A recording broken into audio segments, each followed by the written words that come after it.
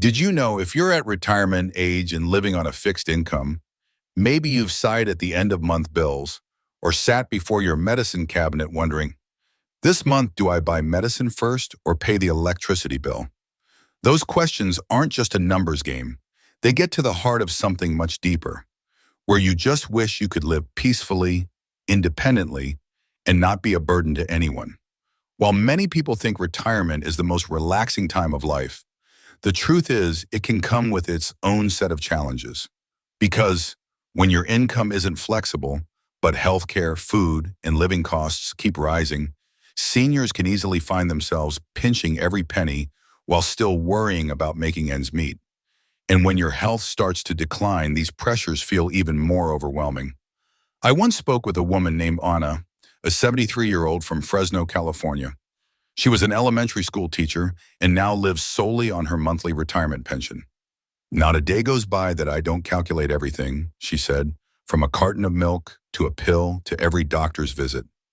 But you know what? Even in that situation, Anna found a way to live a stable, independent life and was even able to help her grandson buy school books.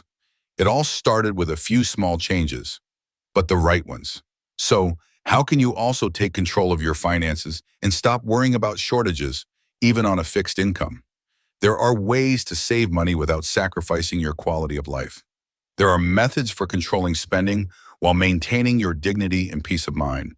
In today's video, I'm going to share 7 practical tips with you, from financial planning to taking advantage of special senior discounts. This is real-world advice from people who have been there, like Anna, and maybe just like you.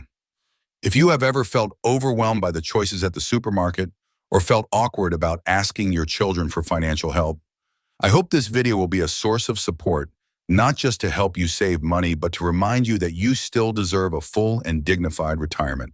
And if you find today's topic helpful, make sure you stick around until the end. Because tip number 7 is something that most seniors completely overlook, and it's something that could save you thousands of dollars a year. All right, let's dive right in. Method 1, create a clear monthly spending plan.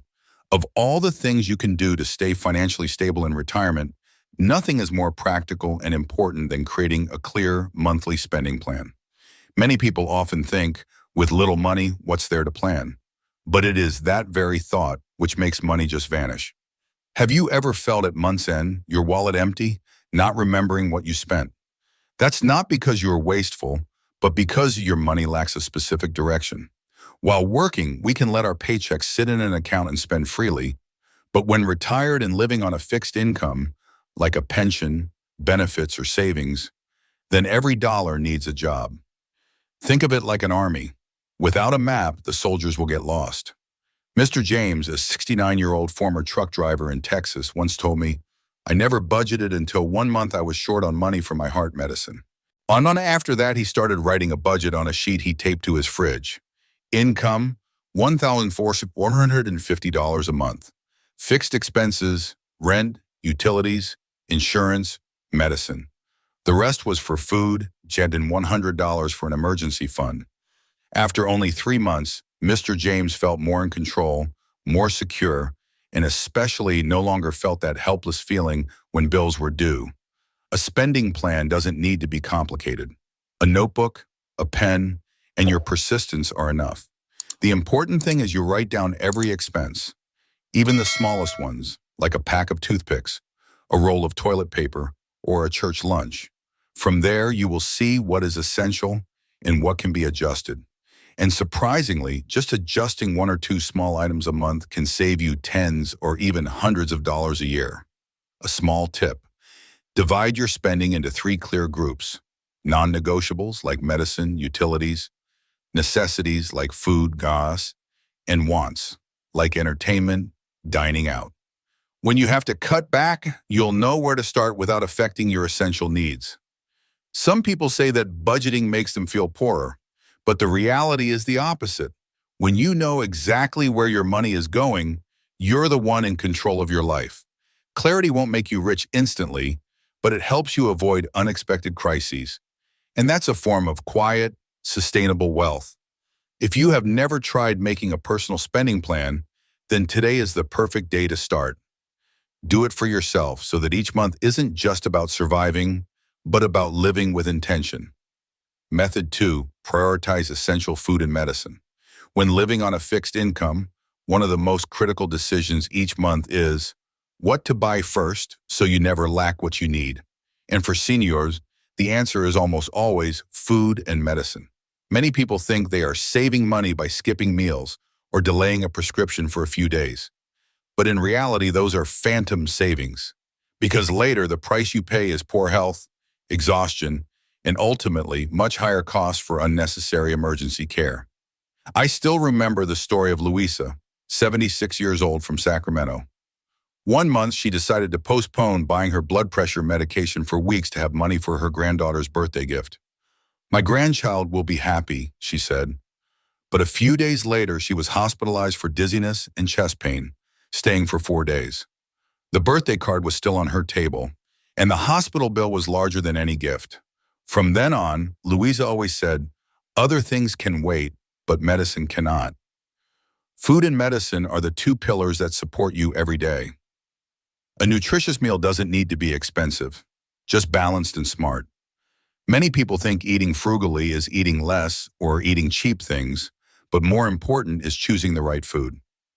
Instead of buying snacks, soft drinks, or processed foods, choose fresh seasonal vegetables, dry beans, oats, and eggs. These are foods rich in nutrients, affordable, and can be stored for a long time.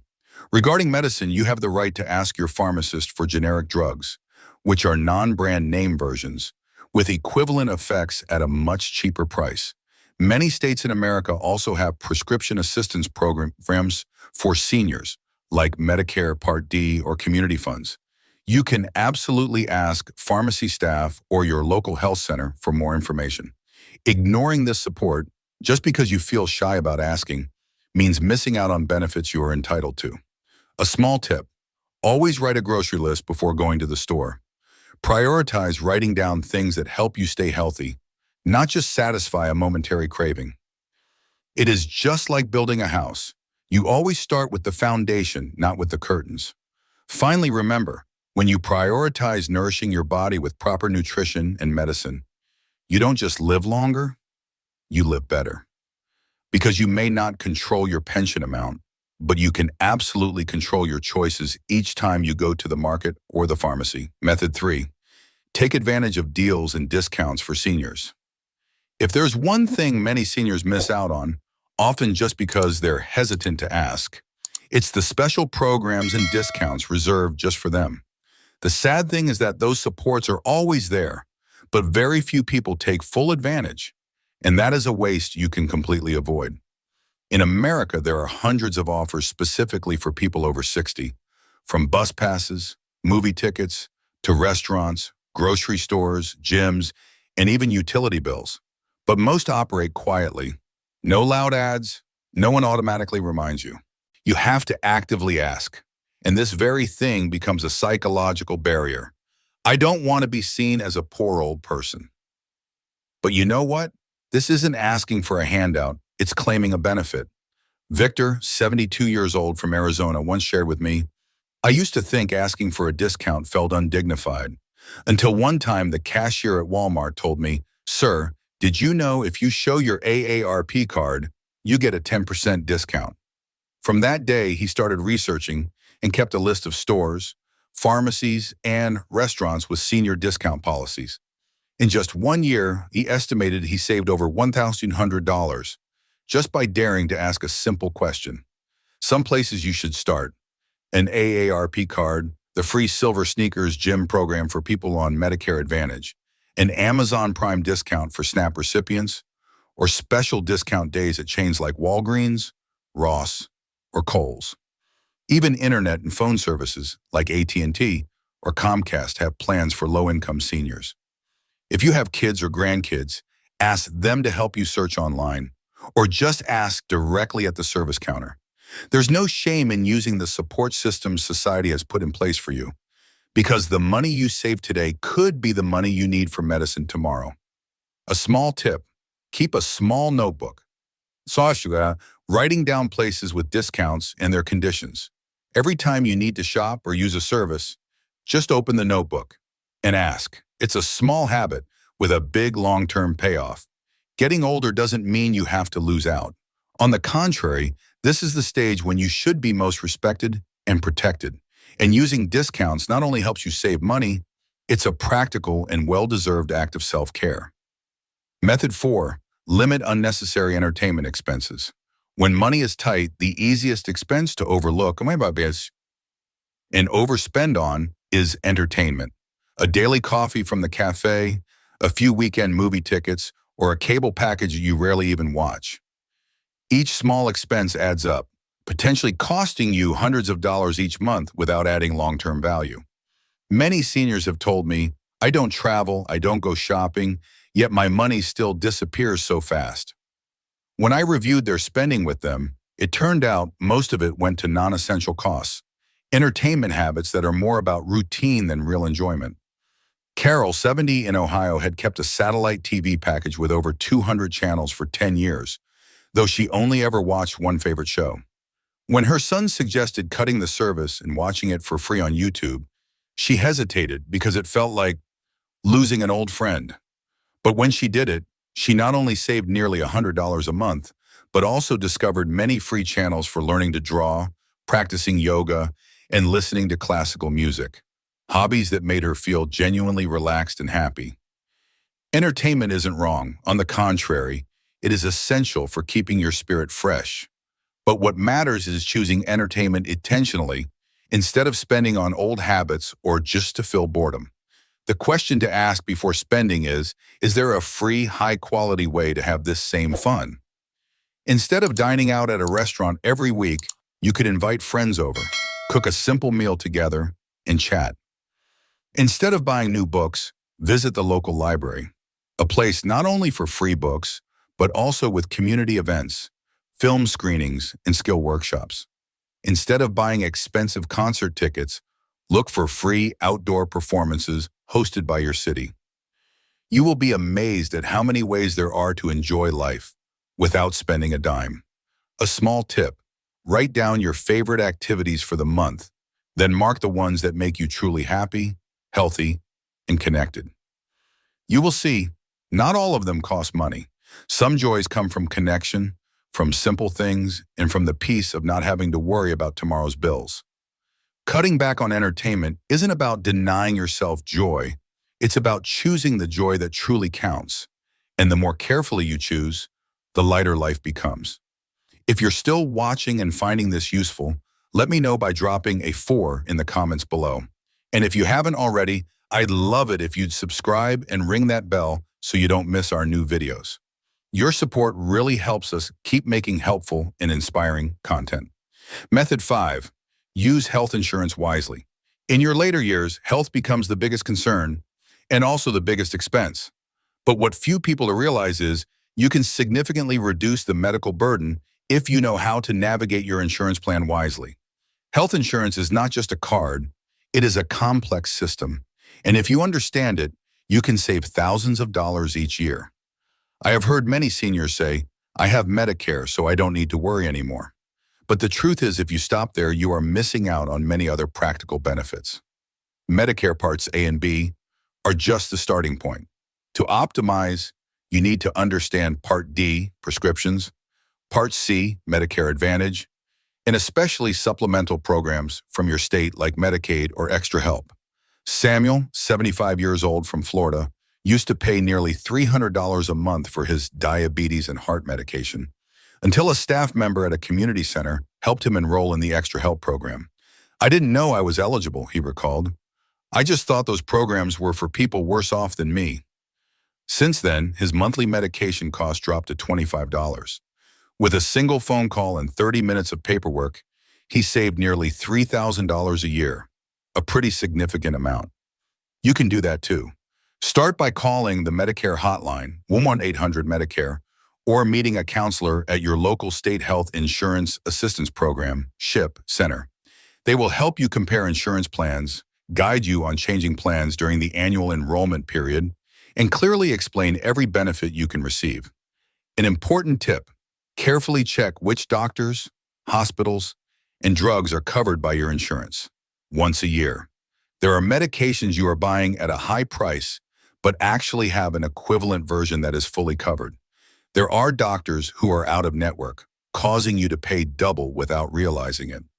Also, don't hesitate to use the free services already in your insurance, like annual wellness visits, cancer screenings, flu and COVID vaccines, or mental health counseling. This is not just a way to save on preventive care, but also an investment in your long-term quality of life. Navigating your insurance isn't just about paperwork, it's about knowledge and self-advocacy, because you're not asking for a handout. You're using the benefits you helped build over years of paying taxes. And when you use them correctly, you not only save money, you are protecting yourself intelligently and with dignity. Method 6, avoid debt and control borrowing. Debt at any age is a burden. But in retirement, when income is no longer flexible, it's not just a financial burden, it's an emotional one. Just a small amount of debt can cause you to lose sleep, make every unknown call a source of anxiety, and every trip to the mailbox a moment of dread. This shouldn't happen, especially to seniors who deserve to live in peace. Many people fall into debt for reasons that sound very reasonable. Buying a car to drive the grandkids to school, opening a credit card to get by between months, or borrowing to help children in an emergency. But despite starting with good intentions, the consequences can leave you trapped in an endless cycle of installment payments. The trap here is not in one loan, but in a lack of control, causing debt to pile on debt and interest to beget interest. Robert, 68, in Nevada, once confided that he opened 3 different credit cards to help his daughter fix her car and pay his wife's hospital bills. "I just thought I would pay it off gradually," he said. But after 2 years, he could not afford the interest and eventually had to withdraw from his retirement fund, which sharply reduced his monthly income, affecting his entire life thereafter. So the first thing you need to do is identify the debts you are carrying.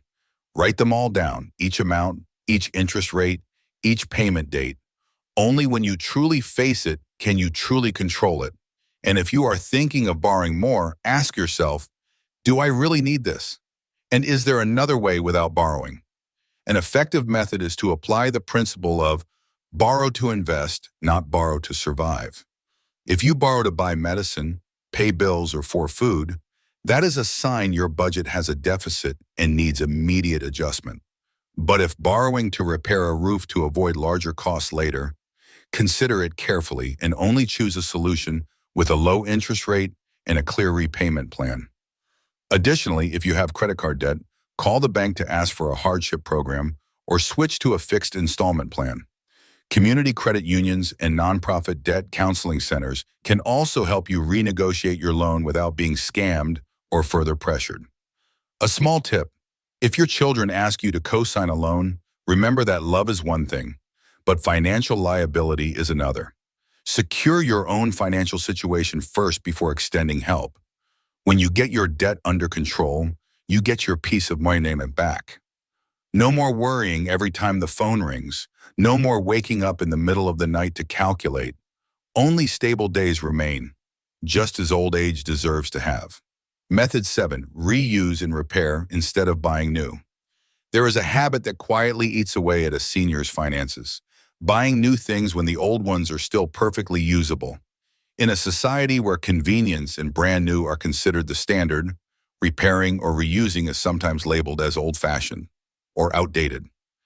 But you know what? It is this return to simple, durable things that is the wise way to save and to appreciate true values. Helen, a 74-year-old living in Oregon, once bought a new microwave just because the start button on the old one was stuck. The new purchase price, $120. A few weeks later, her grandson came to visit, removed the cover, and it took him exactly 4 minutes to clean some dust from inside. The old microwave worked normally again. "I felt like someone had woken me up," she laughed. From then on, she started learning to fix small things herself, changing light bulbs, sewing clothes, gluing shoes, and even taught her neighbors. Reusing and repairing is not just about saving money, but also a life philosophy. It reminds you that value is not in a new appearance, but in function, in attachment, and in knowing how to utilize what you have. A chair with a broken leg doesn't need to be thrown away. It just needs a small piece of wood and some glue. A shirt with a torn sleeve doesn't need to be replaced. It just needs a line of thread or to be turned into homeware. Start by scanning around your house. How many items you plan to discard actually just need to be fixed? How many old clothes can you restyle or donate to someone in need? Every item you do not replace is an amount you save for more essential costs, medicine, food, or savings for when you get sick. A small tip: prepare a repair box at home, including screwdrivers, glue, needles and thread, electrical tape, and a few basic tools. Spend 30 minutes each weekend to revive items that seem destined for the trash. The feeling of fixing something with your own hands is not just economical. It also makes you feel proactive, skillful, and not dependent. Our parents' generation knew how to darn socks, utilize every plastic container, reuse paper bags, and save glass jars for beans. That wasn't being poor. It was being wise, resourceful, and respecting the value of things. Reusing and repairing is a reminder that you don't need to buy more to live better. You just need to look at what you have and give it a second chance. Just like you yourself can always start again, no matter at any age. So we've just covered 7 small but powerful strategies to live more steadily in retirement on a fixed income. From planning expenses, prioritizing what is essential, taking advantage of available benefits, to cutting unnecessary spending and changing how you use things at home. Each piece of advice carries a common goal: to help you live with more control, independence, and peace of mind every day. Habits that seem small, like not budgeting, ignoring discounts, or rushing to buy new instead of repairing, can silently make life more stressful than necessary. But you have the power to change that. And the great thing is, you don't need to change everything at once. Just starting with just one, can make a huge difference in the coming months, in the coming years. And this is the time to ask yourself, what do you want to change first? Maybe creating a spending sheet for this month, or looking up whether you qualify for medication assistance, or simply opening a closet to see if any item can be repaired instead of thrown away. Change doesn't start with money, it starts with awareness. From the courage to look back at how you are living and deciding to do things a little differently for yourself. You're not alone on this journey. There are millions of seniors across America also managing day by day, learning to balance between spending and quality of life. And many of them have proven that living frugally doesn't mean living with less. It means living with intention, control, and a deep respect for your life. If this video was helpful, I'd love to hear from you. Drop a comment below sharing one thing you learned and what you plan to try this month. Your story could be the inspiration someone else needs to get started. And please don't forget to give this video a thumbs up, subscribe, and share it with a friend or family member who might need these tips. Your small action can help spread this valuable message to so many others.